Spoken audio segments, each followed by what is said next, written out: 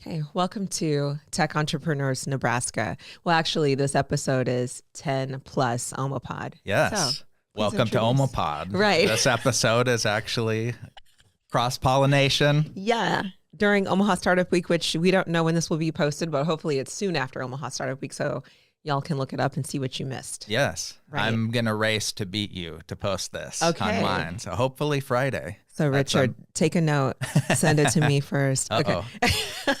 I mean, a week from Friday. Right. Off in the future.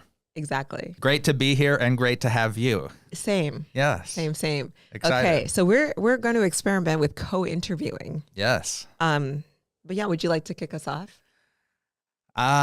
Sure. How's your startup week been so far? It's been great. I attended opening night only so far, which was yesterday, but it was amazing. And it's just great to see all the energy in, Omaha. Nebraska broader, yes, for sure. But Omaha startup ecosystem, just that experience last night was outstanding. Yes. Yeah. What do you think? I agree. We met. We both looked incredible. Saying we looked like $1 million would be an insult to us. We're talking billions. I felt. Wow, this is okay. Just tell me when we're starting. It's going. It's the countdown. We're down to 8 minutes already. Oh gosh.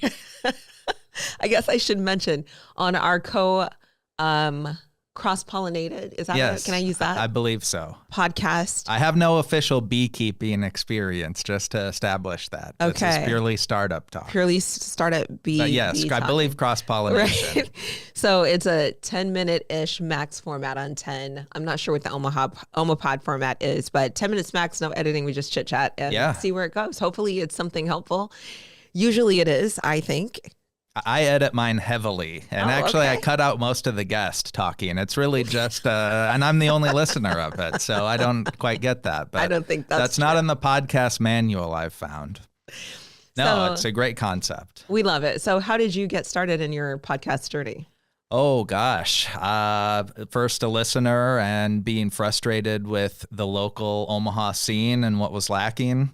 Loved the Huskers, went down to college at Lincoln and was a columnist for the Daily Nebraskan and had a radio show on KRNU, and have written for the World Herald and a bunch of other things. But outside of Husker football, Creighton basketball, where's the lifestyle? Where's the culture? Where's vibe? Where's news? Where's perspective? There's some, but nothing like I thought it could be. And so I kind of had my founder's moment of like, if I don't do it and go daily, that's 5 days a week at omapod.com, free subscription with email, newsletter portion too, then I'm going to go nuts when someone does do it. So I launched, now I'm in week 6. Nice. And over 6,000 completed listens. And I'm very happy with that. And approach, not to 1,000 subscribers to the newsletter yet, but getting close. That's amazing. Yeah. Yeah, especially with you being live for just a short period of time. But that says that people are really, the need was there. I had a pitch deck that was like every time I was doing it locally, I'd probably get 3 more requests to go do it. I thought maybe I'd do it once. Someone at the Nebraska Enterprise Fund was interested, and then that rolled into 1 million cups, and then a bunch of the foundation community, the Whites folks right down the way here.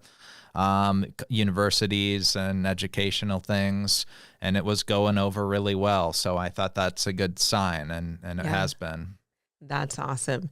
So outside of the Nebraska Tech Collaborative, I have responsibilities for Intern Nebraska. Yes. And one of the things that's going to be really important for that initiative to be successful is storytelling. So not only about student outcomes, but why businesses participate in internships, the value they get out of it, and then the various community partners that benefit from these experiences. So I will be reaching out to you about some different opportunities. Yeah. So I know it's OMAPOD, but could it be any pod, like NE Nebraska? There could be, sure.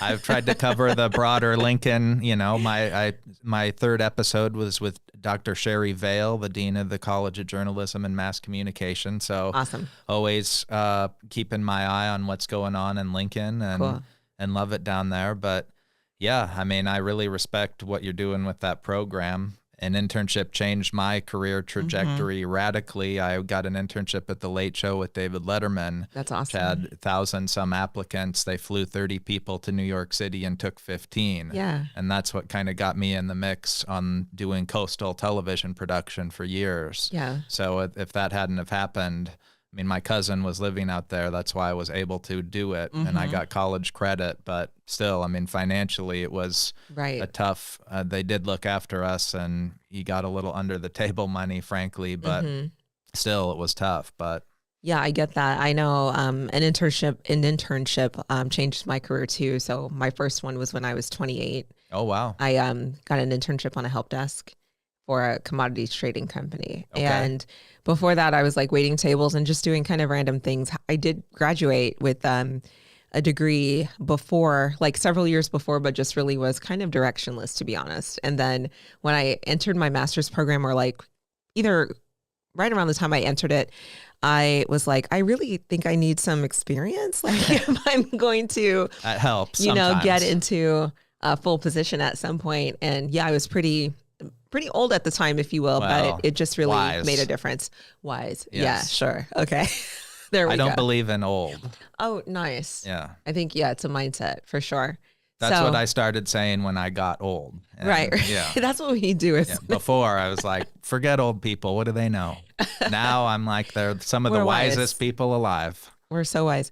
I remember too, hilariously, and this is so unrelated, and just fast forward through this if you're listening right now, but I remember being like 16 or 17, and I had a gym teacher who was 28, and I was like, wow, that's like middle age is so weird. And, obviously I've passed that, and I'm just like, I was a baby. Ancient. At that time. I used to jump out of bed and play sports, and now I'm like, my knee hurts. Is the season changing? And those are thoughts I never had before. Right.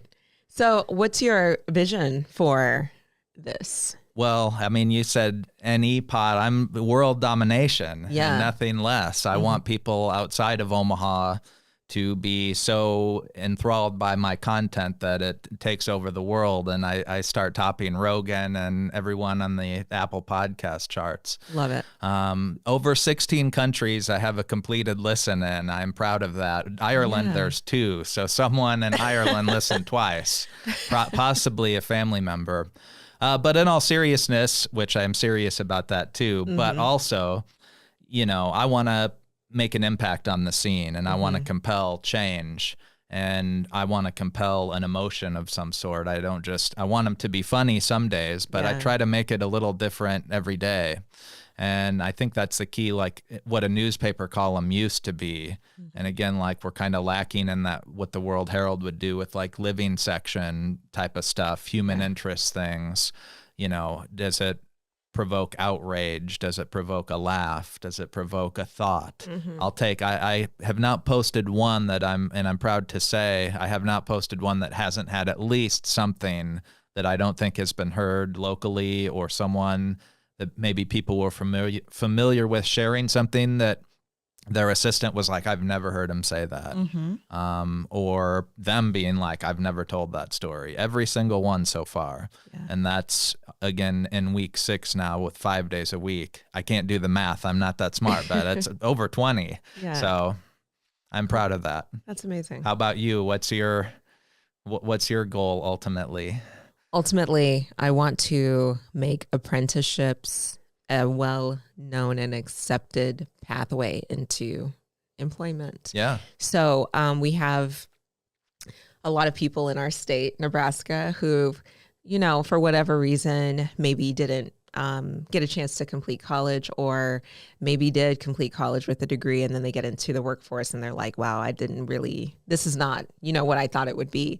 But there's really not an easy path or an easy way to transition into something different. And so tech careers do offer that opportunity where you can kind of go and learn a trade, basically. And I'm oversimplifying it, but it doesn't take 4 years of training in all cases to get into a good career in IT. Sure. And so I just want to make that something that employers are like, oh yeah, of course, that's another avenue of candidates I would pursue, and pursue them openly and without hesitation. Yeah. I mean, sometimes people are, have the wrong experiences they take, or they're in such a program that is actually kind of not taught them the wrong way, but you almost have to unlearn some things Yeah. in certain environments. Yep. Cool. 5 seconds. 5 seconds. Well, this has been so fun. Yes. Thank you. Thank you.